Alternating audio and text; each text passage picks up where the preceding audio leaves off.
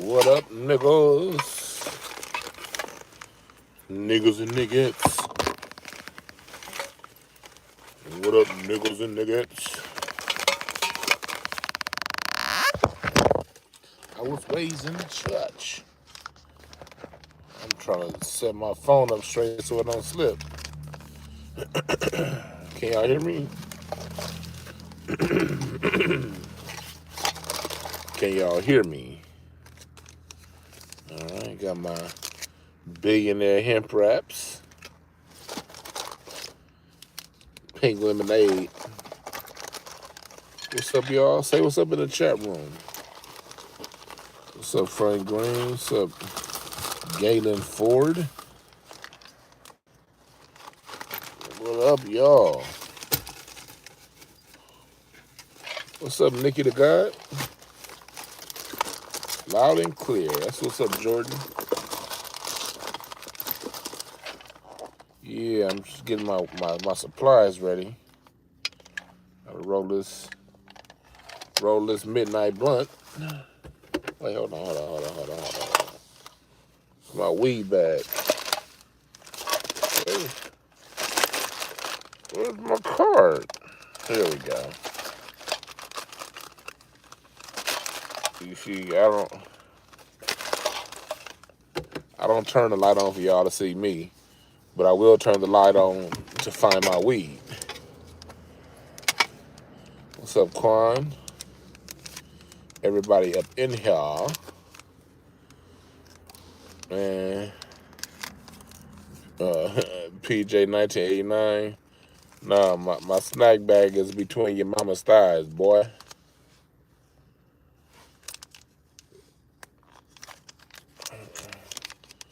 I miss 5150. I'm gonna go back and watch 5150 probably tomorrow morning. I'm out of town right now. I've been camping, dog. I've been nigga camping. I'm nigga camping. Like, my sister, what's up, Simo? My sister, my dad, my mom, they had this little campsite, but it's like with the RV and shit, but I ain't got no RV. And so, and they're like, but this campground also has like little camping tents and shit like that. Like, man, I ain't sending no goddamn tent. So I went and booked the hotel across the street from the camp. So I'm up here with my family. This has been dope too, cause like it's been dope seeing my dad. My dad looked like he coming back to himself. You know, last week we had to bury my grandfather, and so, you know, it's been tough on the family. So being able to get out of town today has been a beautiful thing. And just be with the family, chilling. But I ain't doing no real fucking camping. Yeah, right, Guru Camp. I'm at a hotel. Fuck that shit. And I am not, hell nah. When they first said camping, I said shit. Hold on. Here we go. When they first said camping, I said shit. Camp my motherfucking ass. They're like, no. It's actually the kind of camp, it's kind of, you know, we have RVs and blah, blah, blah. But then this particular campsite, you can rent an RV. And I almost rented an RV just to stay in there, just have a little RV experience.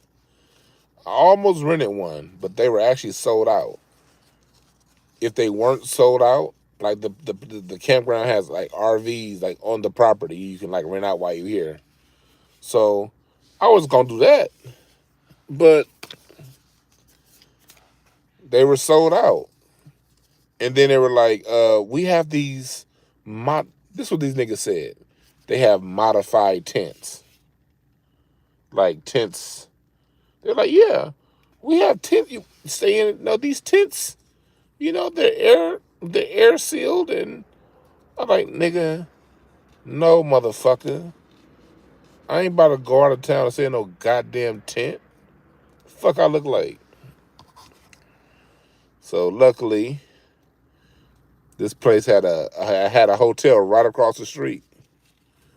So I just got to finish seeing my mom, my dad, my sister, my nieces. I love my nieces. My sister know how to raise some damn kids, boy. My sister and her husband,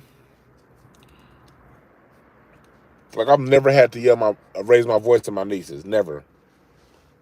And the oldest one is 13. I've never even had to raise my voice at my nieces. I don't know how my sisters do it.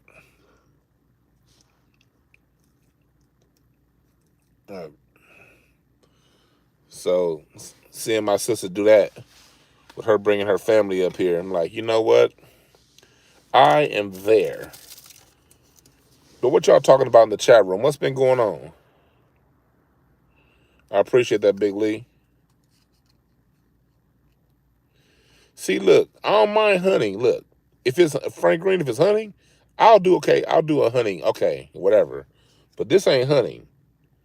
This is a fucking like little camp resort with a whole bunch of white kids running around. That's what this is. This ain't hunting. This is some other shit. I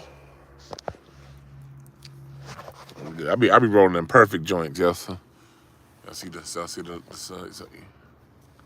y'all see that joint? I be rolling in perfect joints. But yeah, see what y'all talking about. Yeah. Oh yeah, Miss Craig Facts. Today's Craig Facts. I think was it a new Craig Facts today? I think that's the one they filmed last week. They filmed that one like last week. The Craig Facts came on today. Cause it was some shit. It's been some shit going on with the studios on Tuesdays. Tuesdays been tough to film. So last week they ended up filming Craig Facts like on Wednesday, and I think that's the one they played today. The one that they filmed on Wednesday. And I wasn't there. I was busy as fuck.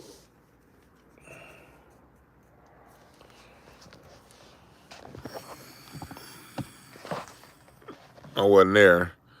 Man, but black folks, man, we got to fight on our hands when it comes to these. People try to claim our history. So I get awakened to the news today on Twitter that people are trying to say that Fats Domino is Haitian. And they're saying that because his bloodline, his great-great-grandmama went to Haiti, came from Haiti like in the early 1800s. Man.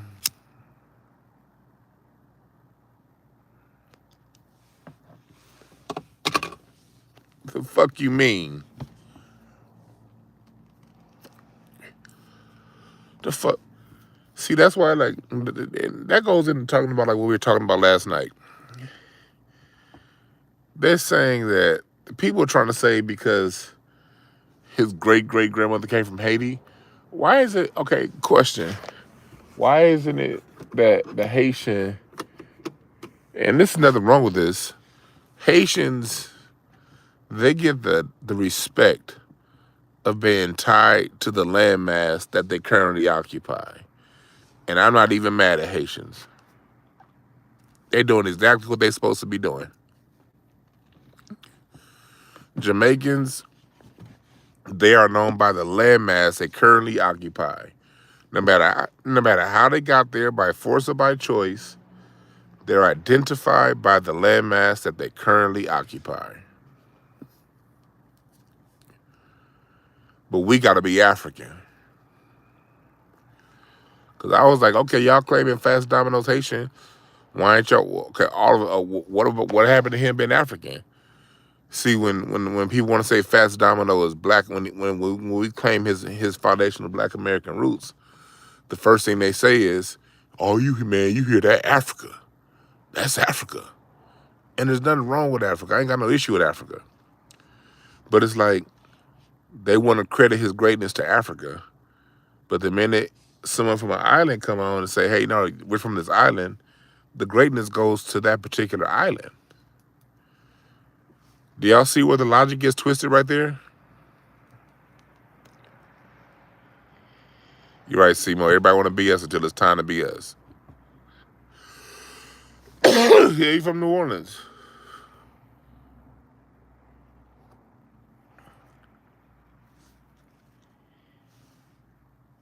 Yeah, so it's like, oh yeah, the music tree, yeah. Oh yeah, for you guys, you can get your music tree t-shirts right now at incenseandashtrays.com. And posters and shit. But I'm actually getting a redo of the tree. I got my online versions I'm selling, but I'm actually getting another version of the music tree t-shirt redone. But these are, I'm getting a special edition of the Black American Music Family Tree t-shirts that are only gonna be sold in person by me. You're gonna have to come down to my shop. I'm not gonna tell you how the shop is gonna be in yet. Like I said, until the paperwork is all done up right. But I'm about to have another series of the Black American t-shirts that's going to be puff print, the real thick puff print. And that's going to be sold exclusively here in LA.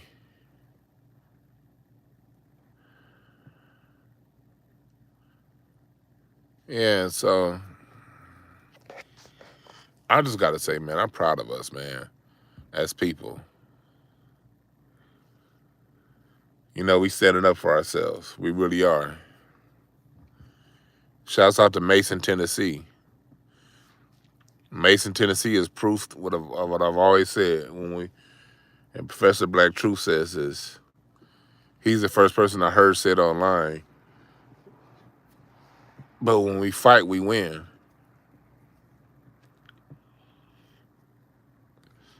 That's something I used to say offline. But as far as on these internet streets, the first person I heard say it was Professor Black Truth. It's that, and that's true. When we fight, we win. Like, think about that, black people. Like, think about it.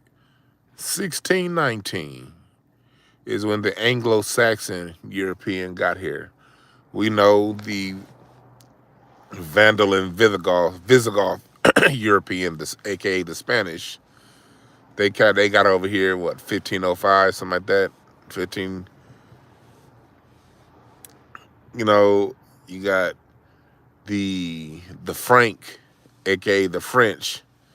They got over here in the 1500s, 1600s. But those occupations were short-lived. The long-standing occupation was by the Anglo-Saxon, the Brit, the British white boy.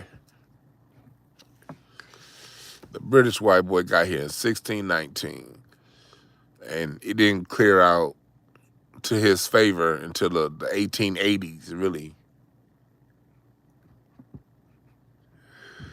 That's a long time. Black people, that's like 200 plus years of an all-out assault, where the people keep more and more keep coming, and reinforcements keep coming from Europe by the tens of thousands a month. When you look at what we're going through right now in this country from that point of view, things make a little more sense and don't seem as impossible. It took over 200 years for the Anglo-Saxon to get North America to the point that he was comfortable without worried about getting scalped by a native or getting ambushed by black folks, which is one and the same, but it took them well over 200 years to get to the point to where they can lay their heads down at night in peace. Meanwhile, black people, not us in this chat room, but a lot of them niggas, If they don't get reparations in one fucking election, they ready to throw the towel in at the one goddamn election. It took these motherfuckers over 250 years to get it to the point to where they can sleep in relative peace.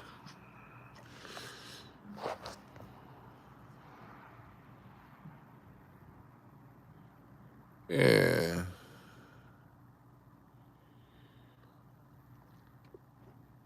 You know what America makes it. Oh yeah, funk is ours. It's been our whole life. Even Jamaicans that say hip hop is ours. Everybody said it's ours. Some new shit. This what's up, Doogie 54? This new little thing that they got going on, trying to claim our music. I'm telling you, man, it's not them. What it is them. They the microphones, but it's these white supremacists.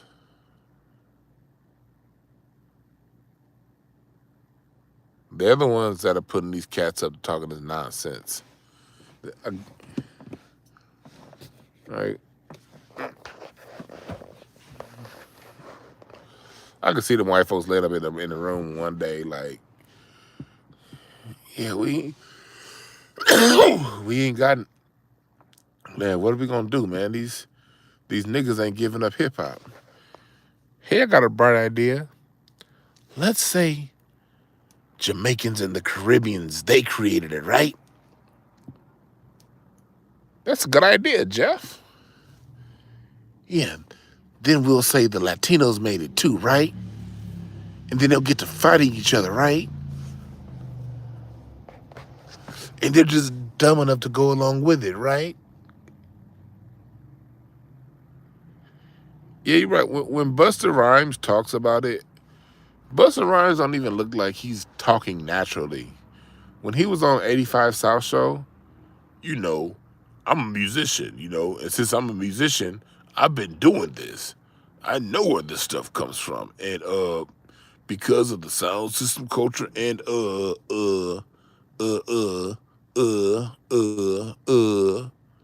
hip hop is Caribbean. It's Jamaican. Which one is it? Is it Caribbean or is it Jamaican?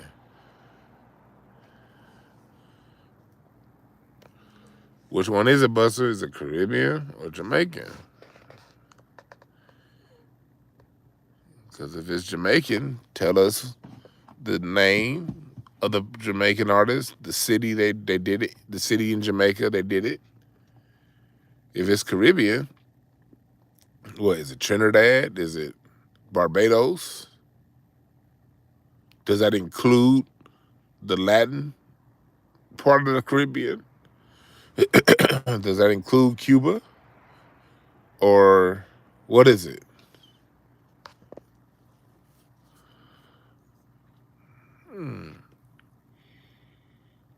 Yeah. See, that's why these little regional games that black people play, that shit ain't no good. New York versus the South, like, nigga, we just gotta know that we have different.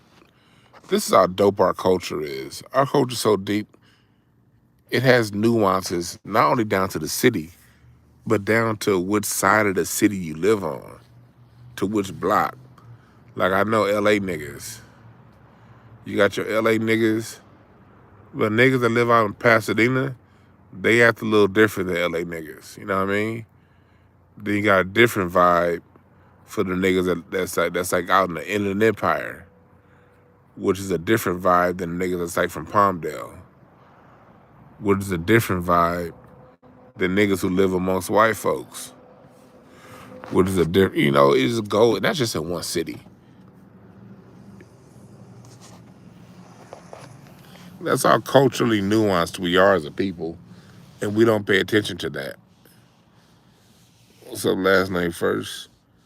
We don't pay attention to that. Yeah, the Midwest got its own vibe, got its own energy. Chicago niggas don't act like St. Louis niggas.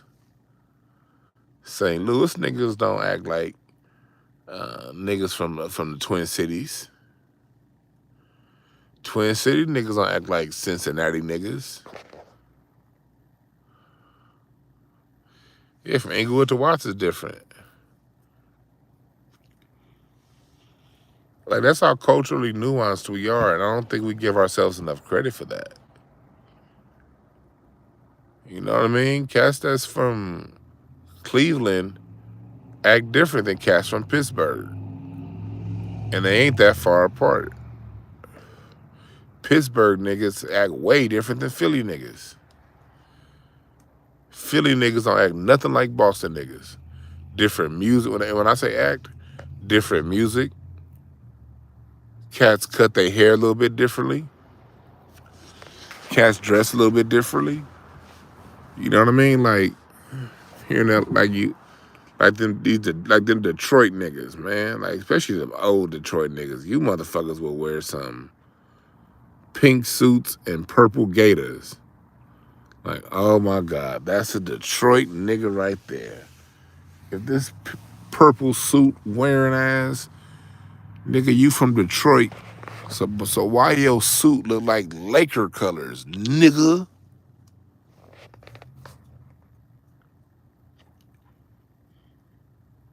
And them niggas dress different than New Orleans niggas. We really like that as a people. We don't give ourselves no credit for that shit. I remember when I first went to New Orleans, and my first time in New Orleans was 2003 or 4, somewhere around there. And I remember being down there hot as hell. I step off that plane, that shit was steaming. Smelled like mildewed rags in New Orleans when I got off that plane. I'm like, who wet these bathroom towels and sat them in a corner and didn't dry them off? Why does city smell like that? And it's hot. And I'm just hot to be hot. God damn. Then I go walking through New Orleans and I see niggas, local niggas, in jeans. I'm like, how you niggas wearing jeans in this Essence Fest heat?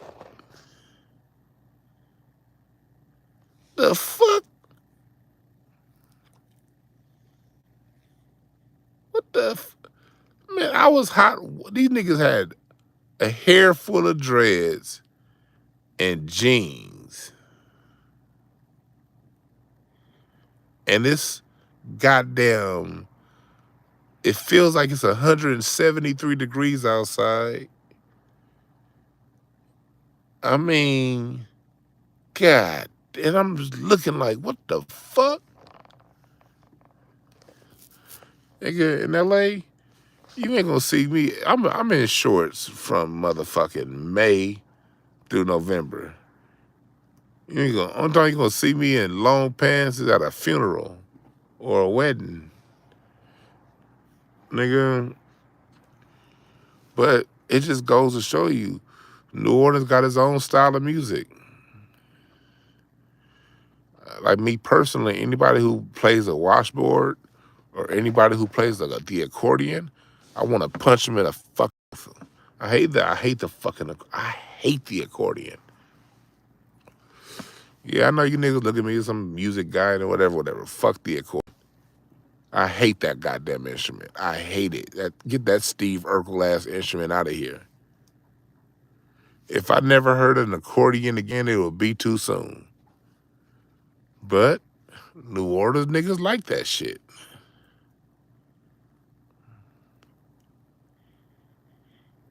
New Orleans niggas like that shit. Atlanta niggas, like, let me tell you.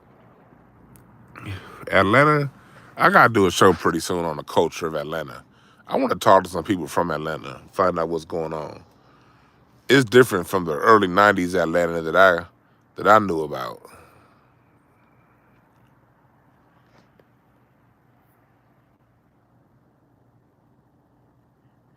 Man, because these Atlanta niggas now, boy, y'all done voted in a chick that's using RICO charges on rappers. Like, Atlanta, what's up? Y'all voted in a black DA that's using her powers to get rappers, nigga. The fuck going on down there? I'm gonna do an instance and there's an instance in ashtrays I'm hesitant to do. I think it needs to be done, but I don't want to do it because I really don't want to ruffle. I don't really want to ruffle no feathers. But I think I have to do this broadcast. And tell me what y'all think. The title of this is going to be Atlanta, where R&B went to die.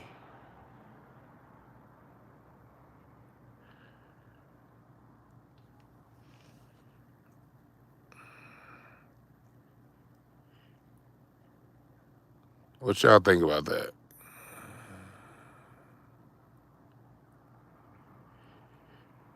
Because it's a lot that's going on in Atlanta that it's like, okay, you got the music, Atlanta. What are you doing with it?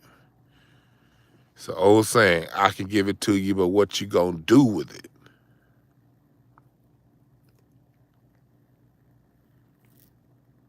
I can give it to you, but what? What's up, BB? Oh, what's up, Jarrell?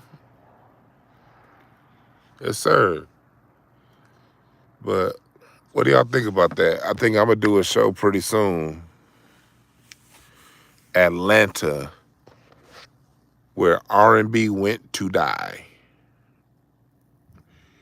And the reason why I don't want to do it is because overall, I like the people of Atlanta. So I don't want to. I know people that live in Atlanta, man. They ain't, they cool. But I gotta talk about it though. You know what I mean? Because Atlanta, it started in New York, and it ended. The death of R&B started in New York and ended in Atlanta. When I say started in New York, it started with Uptown Records. What's the 411? It started with, and it's hard to say because, like, for me, I could talk about people. I could talk about people that I like and artists that I like objectively. You know, the same way I could talk about an athlete in particular that I like objectively and criticize them. A lot of that started between Mary J. Blige and Jodeci, and I don't blame either one. When I say started, I mean those two did things musically that let the record industry see that Jodeci, and both pulled it off. Mary J. Blige pulled it off. Jodeci pulled it off. Jodeci, me personally, and let me tell you something how I feel about Jodeci. Jodeci, I, Jodeci is in my top 5 doo-wop bands. I'm sorry about saying that. Jodeci is in my top 5 doo-wop groups. When it comes to doo-wop groups singing, the Dramatics are my favorite. The Isley Brothers,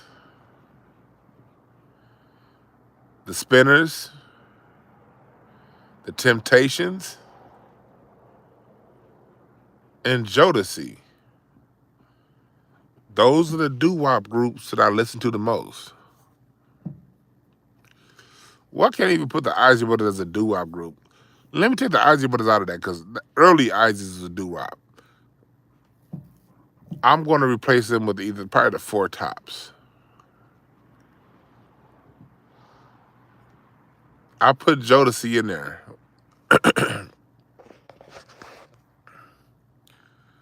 The Stylistics is up there for me. I love Jodeci. But I gotta say this. When they came in with when Jodeci came in with when they started doing like a lot of those hip hop remixes, remember like how you have a mix in the early 90s and then a remix and then a remix? Jodeci, Come and Talk to Me had two different, they would always have them hip hop remixes, and those hip hop remixes will basically put a 4-bar loop in. So now the elements of music aren't there anymore. You don't have a part A, a bridge, and a part B, and an ending, or Dakota. You don't have that structure. Jodeci, when Jodeci when they would put them remixes on them, it took away the elemental structure of R&B music. It basically turned hip hop into R&B. It put R&B music, hip hop, and really got to remember hip hop rap. The only reason why hip hop and rap needed a 4-bar loop was because they stopped teaching music. If they kept teaching music, hip hop would have not ever. That would have been a small section of hip hop, but that never would have been the mainstay of hip hop, a 4-bar loop, had the school system continued to teach music. That only became a thing because they stopped teaching music.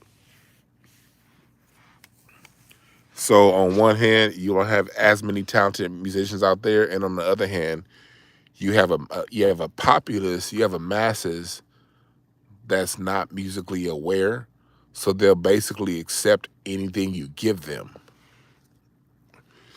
When you learn music, it's easy to tell what's trash and what's not. But if you never learn music, you're just going to take basically whatever they give you. That's how music is. 85% of people who listen to music are just listening to whatever's given to them. 85%. They're listening to whatever's on the radio. Or not, or if not radio, whatever's popular. They're going through Spotify or iTunes, and they're playing whatever's getting the most streams. Oh, this song has. Oh, I heard my friend say, and it'll be the most simplified, dumbed down hook ever. But it'll sell a lot because, again, the masses are dumbed down musically. So that's where it started. And then it got bigger when it went to Bad Boy Records. Bad Boy, when it went to Bad Boy. Oh, go to incensesandashtrays.com right now. Larry just posted an article on Slum Village and Jay Dilla. Larry just did a review on Jay Dilla on incensesandashtrays.com. Go look it up. As y'all see, Incense and Ashtrays is a full-on media site now, music media site. I got the militancy behind Michael Jackson up there. I got an article on that. We got an article on Jay Dilla that's up. So go to incensesandashtrays.com and read those articles. We're doing some, me, Larry, Randy sure gonna be writing up some stuff too. But me and Larry, man, we writing up about the good music. Well, anyway,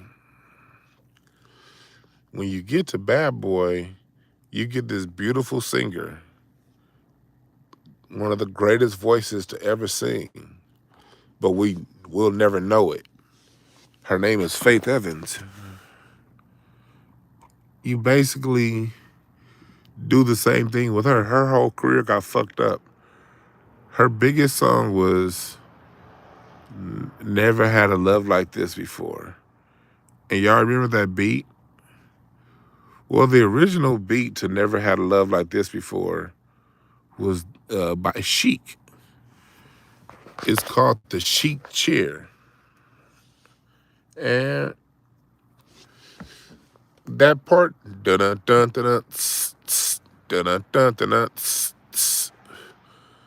that was part A.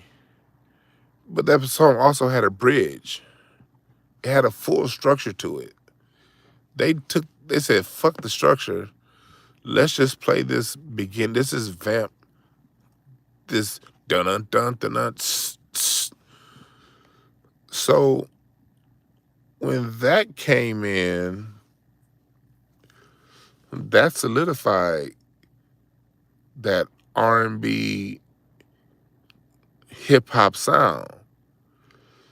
And then Atlanta got the mic in the 90s.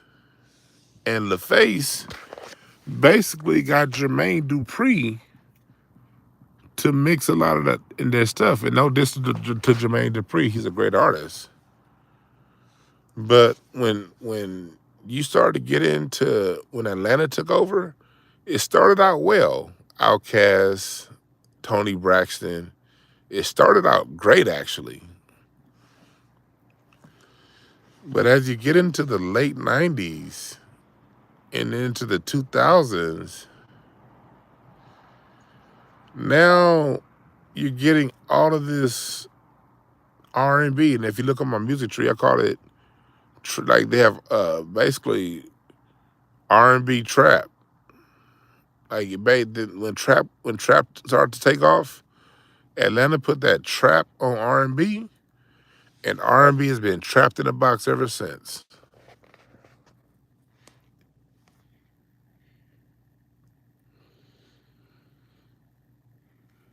That's what happened. Atlanta put that trap on R&B, and R&B has been in a trap ever since. Like R&B out of Atlanta post late 90s is garbage. Garbage, garbage, garbage. They done said fuck the structure, fuck the string arrangements, fuck the horns, fuck the bridge, fuck a dope vamp. See, if you're gonna do a 4-bar hook, nigga, find some lyrics to vamp out to, like the way the Ozzy Brothers said, "You all I need, 10,100,000 different ways." And this is just true. I don't want to make it seem like I'm beating up on Atlanta, but I do want to ask Atlanta, yo, what the fuck? When Chicago had R&B, R&B is soul. It's still soulful R&B out of Chicago. It's still soul coming out of Philly. Philadelphia helped save R&B, man. And soulful rap through the roots. Philadelphia gave us Music Soul Child and D'Angelo and Jill Scott. Philadelphia is what saved R&B. New York helped save R&B because Electric Lady Studios were the New York where the neo soul sound was really birthed. That was birthed out of the Electric Lady Studios in New York. That's where Common and Erykah Badu were vibing out with Roy Hargrove.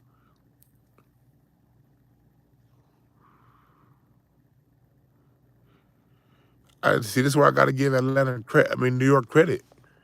New York is where Roy Hargrove fused with R&B, with neo soul music. Y'all gotta listen to Roy Hargrove. He died too soon, man. I almost shed a thug tear when he died. I think it was like 2017. He had like a kidney failure or something like that. But Roy Hargrove, that's him playing with Erykah Badu. That's him playing with Common. He played with the Roots. I think he does some shit with Jay-Z and them niggas. But Roy Hargrove is also a great jazz artist, and Roy Hargrove had a great album called, he had a couple of them. Look up the RH Project. They had 2 really good R&B style albums. One came out like in 2003. The other one was 2007. The RH Factor. Look them up. That's one of Roy Hargrove's. That's like his soul R&B band. But he also had great jazz albums. He had an album called Habana. It's a Cuban themed album. Look up Roy Hargrove. So, yeah, Jill Scott and Erykah Badu. Erykah Badu was recording out of Electric Lady Studio. So I gotta on one hand, New York is where the bullshit started, but New York atoned for it through Roy Hargrove and being the energy that a lot of great a lot of great albums were recorded in. They were recorded out of New York, so New York made up New York in one way. It gave us Puffy and Uptown. On the other end, it atoned for it. Oh yeah, Maxwell, that's New York too. Maxwell, he's from New York. So New York gets credit for helping save R&B at the same time, but not as much as Philadelphia. Boy, Philadelphia. Philadelphia is consistently giving us greats. Philadelphia, when it comes to soul music, it don't get no more soulful than Philadelphia.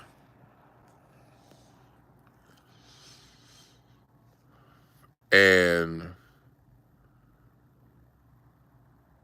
yeah, Bilal, hell yeah. And I gotta give, and as far as maintaining R&B and the live sound of R&B and jazz, that comes to LA. LA maintained the live sound. See, LA, the live sound never left LA. They taught music at Westchester High School. They taught music at Hamilton High School. They taught music at Locke High and at Jordan High. So LA gets credit because the live sound never left us. Dr. Dre always was never afraid to use live instrumentation. The Chronic was full of live instrumentation. So was Doggy Style.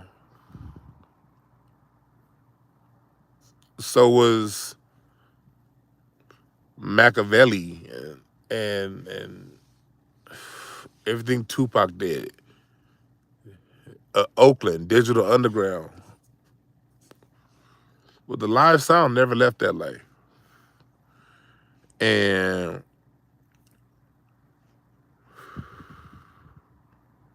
when you get into the 2000s, where does the neo soul sound come to get its sound? LA. Prince will come to LA a lot. And Prince discovered this kid in high school named J-Mo. J-Mo the Great, Jarris Mosey. Look up if you guys new to my channel, look up my interview I did with J-Mo. It's on Mixcloud. It's on my Spotify. It's like the first, if you scroll back to like the first thing I posted on Spotify, it's my interview with J-Mo. J-Mo started working with Prince. But from there, what got J-Mo his start, like, was he was also, working, he a lot of your music behind Erykah Badu, Anthony Hamilton, Jasmine Sullivan, Jill Scott, J-Mo, right here out of Long Beach. You gotta look at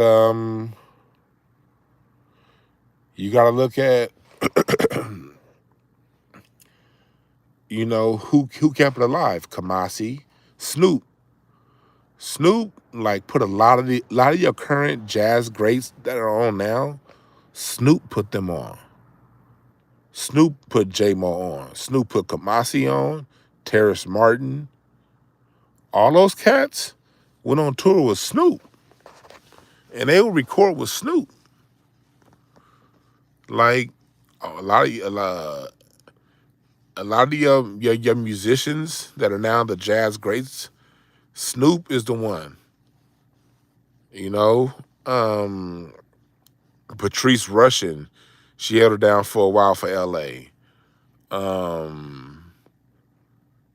Even though he weird, Tyrese, his music has always had a soul. Like, LA doesn't get enough credit, partially because LA niggas, we know we the shit. It ain't, so we don't do all that yip yapping and jaw jacking about, look at my city.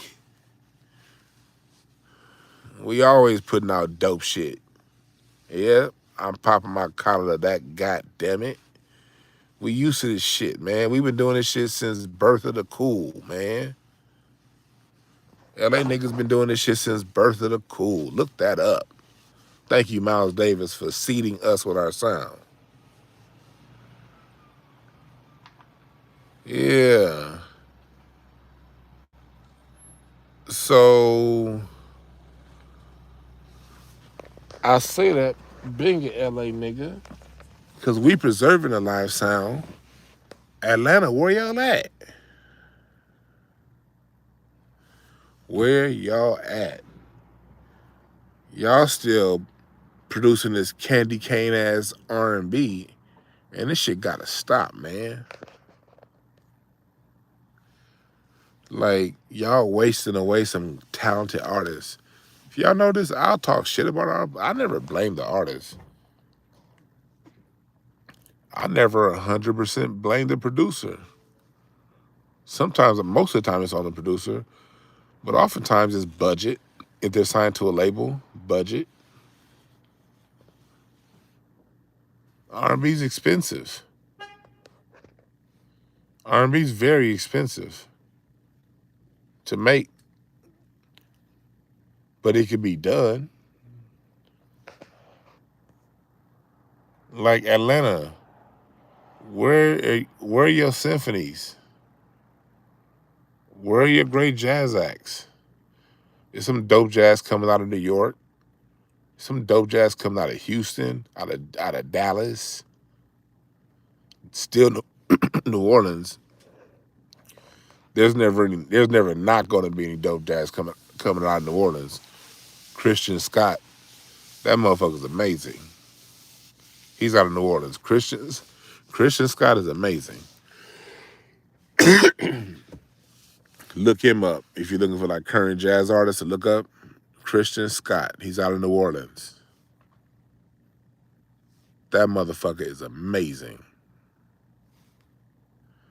And if you like the flute and you don't want to deal with Lizzo's big sloppy ass, look up this woman named Elena Penderhughes. Elena Penderhughes. She does a lot of music with Christian Scott. Listen to her play the flute. You're going to feel like you're talking to God. That woman is amazing.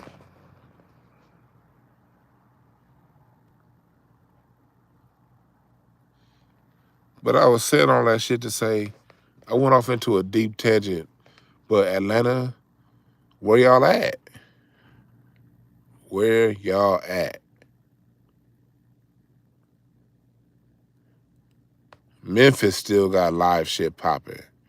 Where the fuck is Atlanta? Y'all gonna keep bastardizing our music with this low vibration trap shit? Or y'all gonna elevate? Like, I know a lot of people that do, even the people who don't do trap, I'm not gonna, there are like a few bands out, like bands I've heard out of Atlanta, but they still like just basically use a drum machine. And they built their music around the drum machine. And it's quantized. And it's like, yeah. Like, I would love to hear the APX's music with just a complete live band.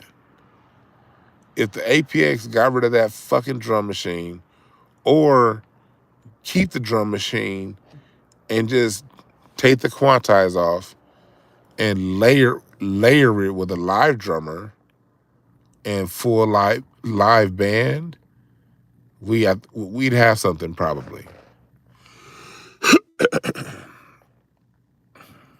Like, we can't, black people, like, we the last people that need to be abandoning some fucking drums. We are the drums.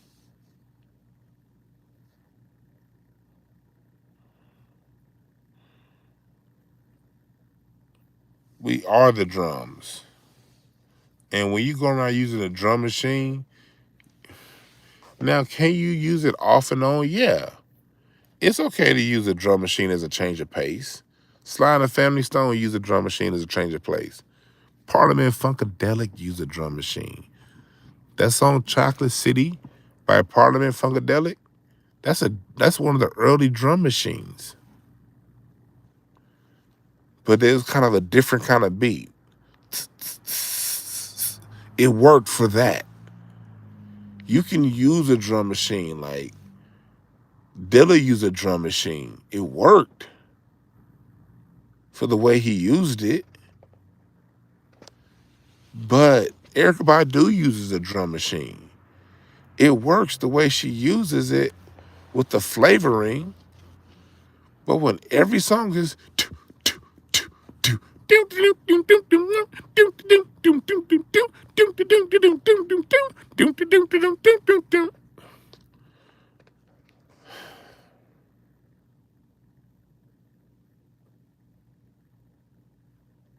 and for real, Dre, I will. But when every song is like that, you missing the sauce. The sauce is in the drums, man. Niggas, do y'all know that the root of the music is the drums and the bass? That's the root. The reason why Dr. Dre and Death Row won, because Dr. Dre would use drum machines a lot, but he'd have just enough music that got real drums and real bass. You can play whatever electric instruments you want around that. But when you have a drummer that actually has a human heartbeat and a bass player that actually has a human heartbeat, playing the music is different. It just hit different.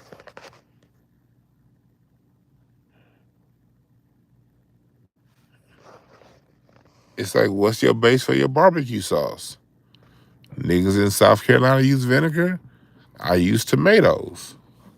I use tomato sauce. Tomatoes is the base of my barbecue sauce. Then you add some Worcestershire. Then you add some molasses. Then you add some brown sugar and some some mustard. But all them sauces don't come together without the proper base. And that tomato sauce that you use better be right.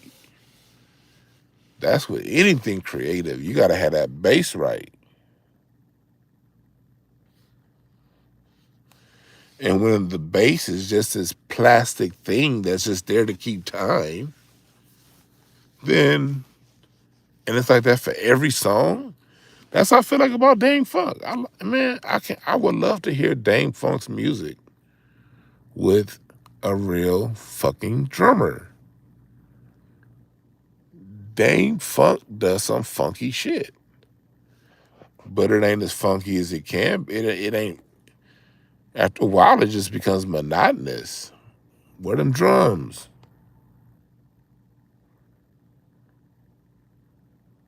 Yep, organized noise. Organized noise will use some live fucking drums. That's another reason why I'm disappointed in Atlanta. Y'all just kicked them organized noise niggas to the side. Them niggas is gods. Organized noise brought you the spotlight. What? Organized noise is a group of gods. Music gods. Period. Point blank, no questions asked.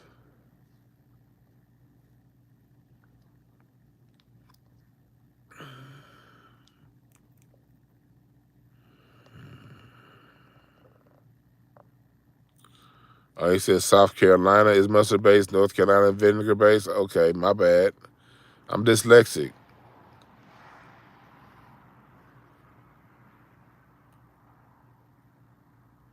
Yeah, hell yeah, Rico Wade need his credit. That's a guy right there, man. That motherfucker pulled his music down from the heavens.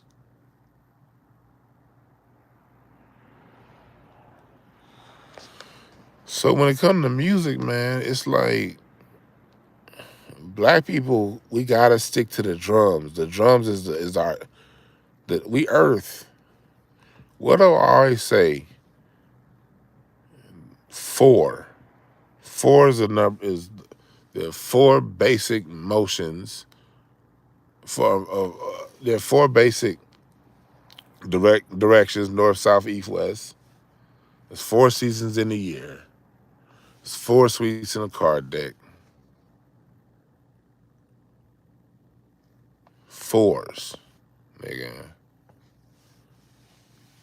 Four elements of life: earth, air, water, fire. The instruments reflect the four elements of life. The drums and the bass are earth. Those cymbals, that's the thunder strikes, the weather patterns. But the drums and the bass are earth. Those horns are the air. The guitar is the fire.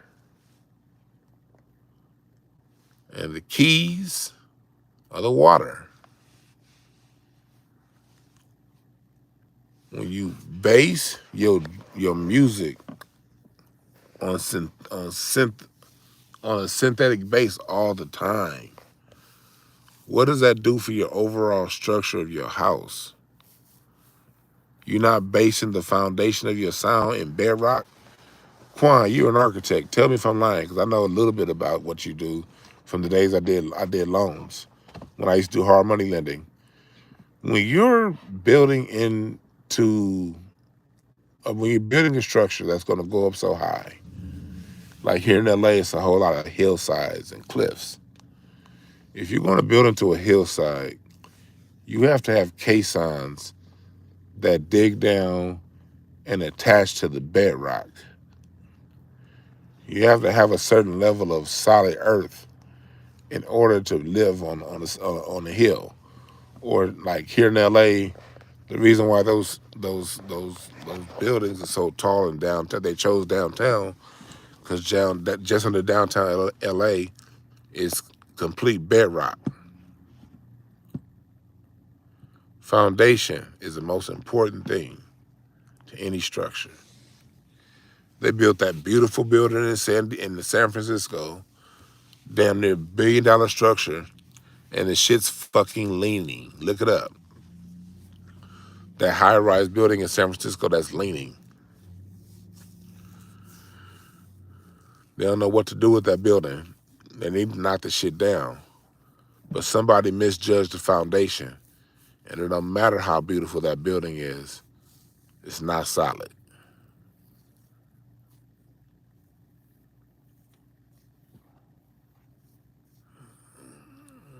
So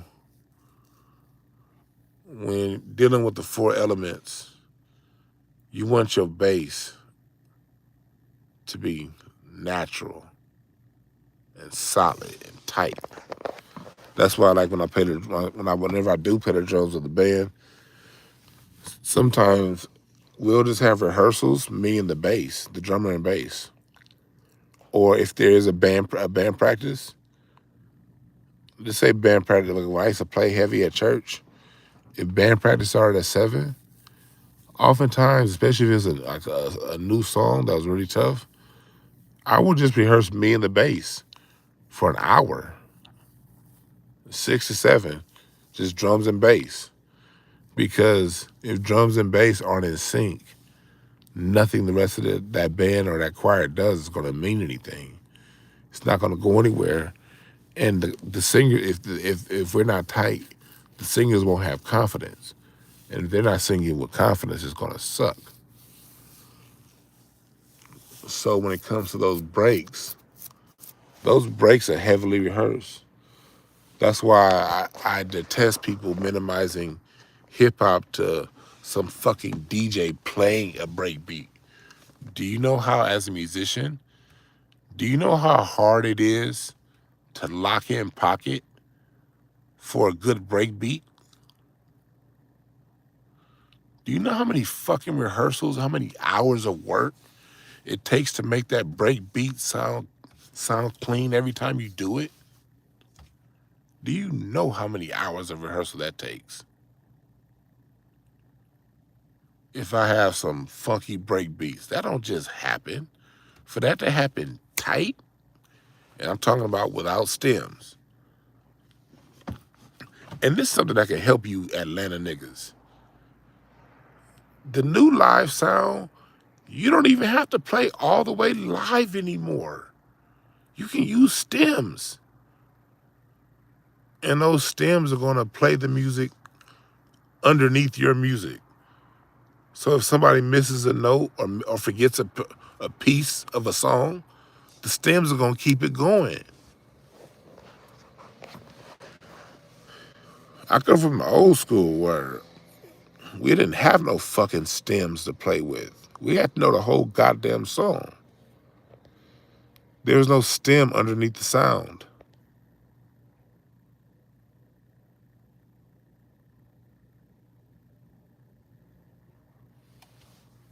But even with stems, that drum and bass gotta be right. But that's like anything else. Earth, the strongest parts of earth are the parts that's tight, the parts that are the most tight, the bedrock. But when you get that bedrock tight, the rest of the structure can be beautiful. And the reason why I'm calling on Atlanta to do that is because that's where the industry is right now. Us niggas in LA, we never stopped it. New York hasn't stopped it. The FBAs in New York are still getting down with it. Philly definitely ain't stopped it. Chicago ain't stopped it. Where y'all at, Atlanta?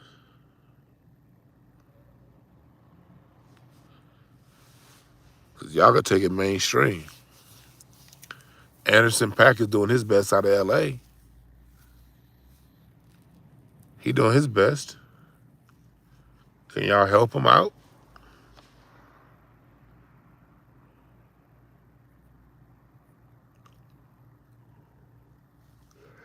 Man, I'm starting to get tired than a motherfucker. I was gonna smoke another blunt, but nope, I'm not. What you niggas talking about in the chat room?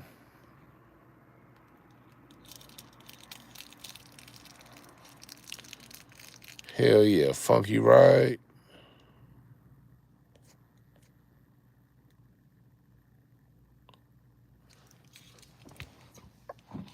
Yeah. Close this goddamn sunroof. So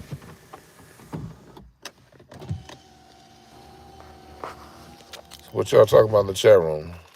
Yeah, I'm gonna do it. I'm gonna do it, Quan. I'm gonna do it.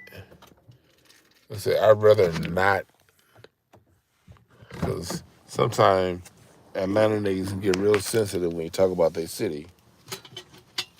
But I gotta do it because it's not really about the city. It's about seeing a lot of talent down there get wasted away.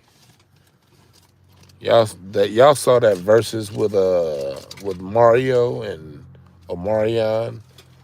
Those of you unfortunate enough to see that. That bullshit right there was the result of Atlanta taking over R&B. That whole fake ass sound, it brought in a whole bunch of people who just could not sing.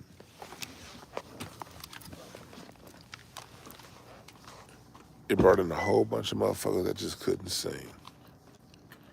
Because you had these fucking trap beats. And you now have auto-tune. You don't necessarily have to know how to sing. You just gotta have abs. When Atlanta took over R&B, all you needed for a hit record was abs.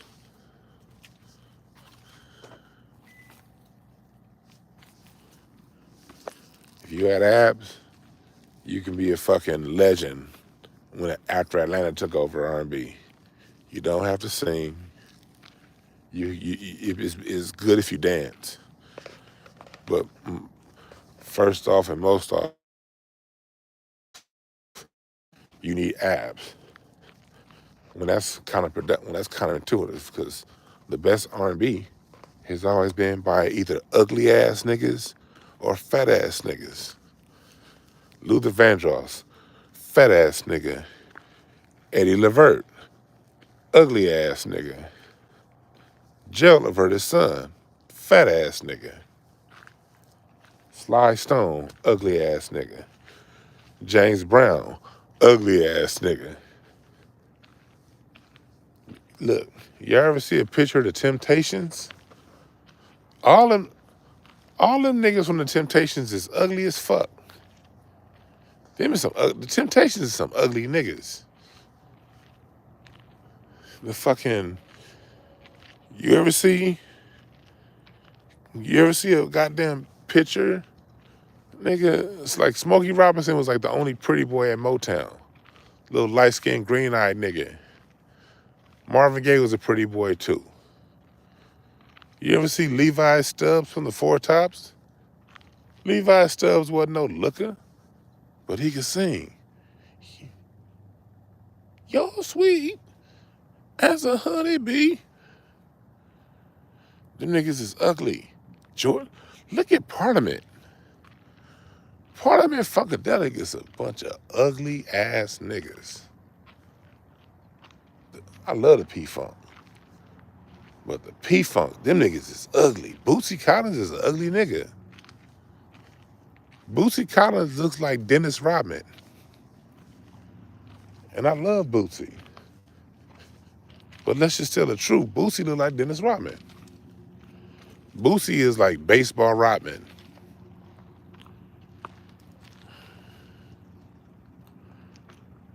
You dig what I'm saying? Niggas is like, good music is ugly and fat. Fats Domino. Let's listen to some of the greatest names. Fats Waller and Fats Domino are two of the most influential piano players of all time. Fats Waller brought in he didn't really bring in it, but he popularized stride piano. Stride piano is a structure that would later become R&B. He also brought in that structure of R&B music with his piano, because what he did was Louis Armstrong really set the foundation for what will become later on R&B with the trumpet, with the singing. Fats Waller brought what Louis Armstrong did to the trumpet to the piano, and he really organized music for what would later become rock and roll R&B. But that nigga's name was Fats, because he's a fat ass nigga. Fats Domino quantified R&B. Fat nigga. And Fats was fat and ugly. Ray Charles was an ugly nigga. All them niggas was ugly. John Coltrane was ugly. Like, goddamn, them motherfuckers ugly. Think about that. That's what real R&B, what real music is. Fat niggas and ugly niggas. The Whispers is some ugly niggas with thick mustaches. That's what the Whispers is. The Whispers is ugly niggas with thick ass mustaches trying to pass for something decent. No nigga, no Walter, no Scotty. You just got a thick ass mustache. Now Walter the one with that big ass beard. That's Walter. But you take them fucking mustaches off, you niggas is ugly. Rick James was an ugly ass nigga.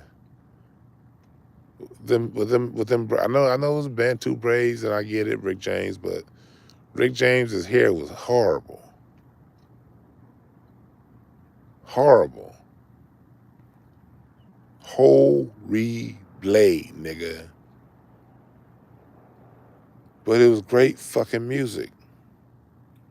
Yeah, Earth and Fire. Maurice White had one of these. Maurice White had one of these. Making the greatest music of all time with one of these.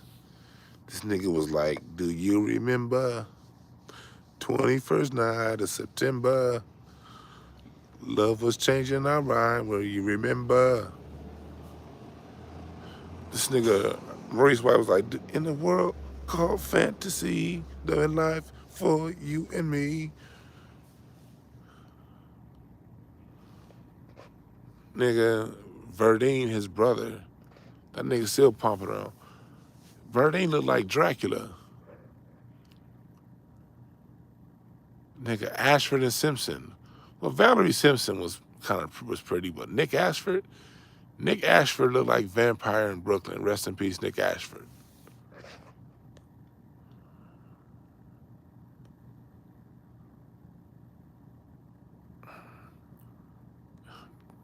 Good music is ugly and fat and ugly. That's what good music is. That's what good music is. Fat and ugly.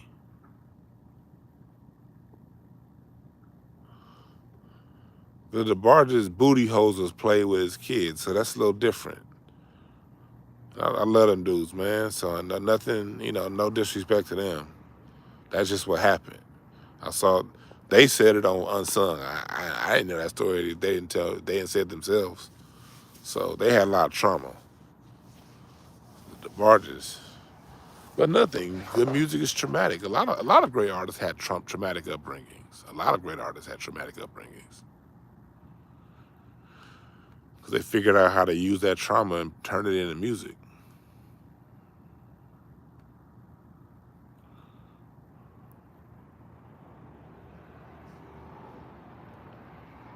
But truth is truth.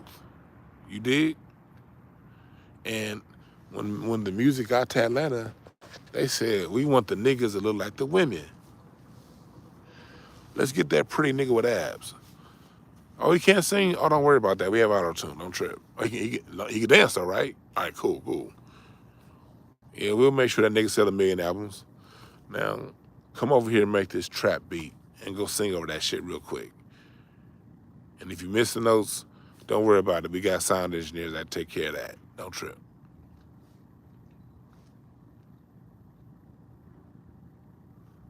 That's how it happened. But I'm in the middle of this white-ass hick town I'm in right now. I'm in this white hick town.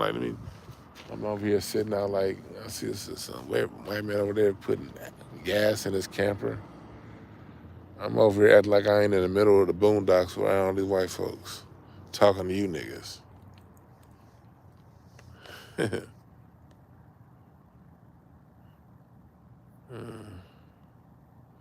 So it's like, man, yeah, that last verse is proof what I've been saying. Niggas was calling me old and out of touch when I was 20. All the niggas that was on that last verses was around when I was like 20, 21. And I used to be like, these niggas suck. No. Let me listen to some Erykah Badu, or let me listen to some Shaka. Let me listen to some Teddy Pendergrass or some Music Soul Child. See, Music Soul Child's ugly. He a short little ugly nigga. Music Soul Child and D'Angelo are two short little ugly niggas. And they make great fucking music. You hear? Great music. Two little short ugly niggas. Good music is fat and ugly.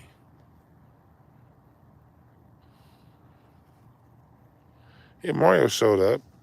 But Mario has good, his music, the production behind his sound sucked.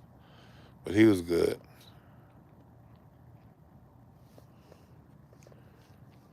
But I'm about to get back up in my room. But that was it. Yeah, we gonna do one on the whole Atlanta thing. I just gotta put some notes together on that, because if I'm gonna say what I'm saying, I gotta make sure I'm right and exact. Cause I know it's gonna be niggas out there Dwan, you said, them niggas.